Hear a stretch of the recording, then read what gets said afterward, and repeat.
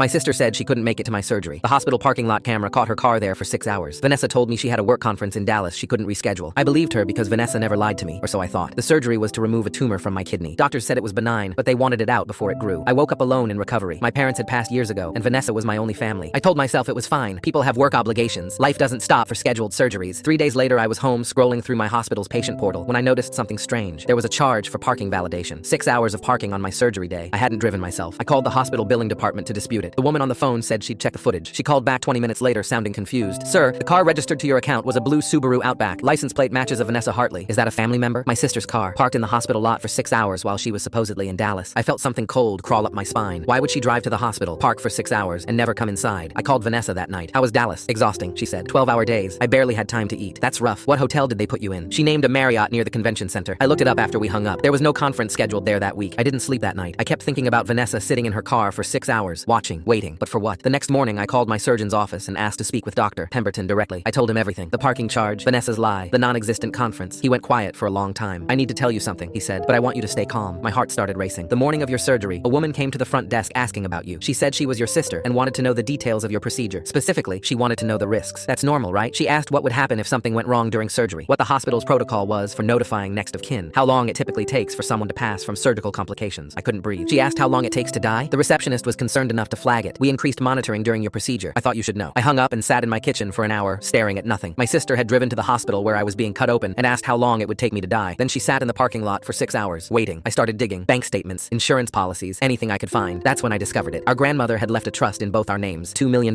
split evenly. But there was a clause. If one beneficiary died before the age of 40, the entire trust went to the surviving sibling. I was 38. The surgery had a 3% mortality rate. Vanessa had done the math. I called a lawyer that afternoon, changed my will, updated my beneficiaries, documented everything. Then I called Vanessa. I know you were at the hospital. She didn't say anything for 5 seconds. What are you talking about? Your car was in the parking lot for 6 hours. You asked the staff what would happen if I died during surgery. That's insane. I was in Dallas. There was no conference in Dallas. I checked.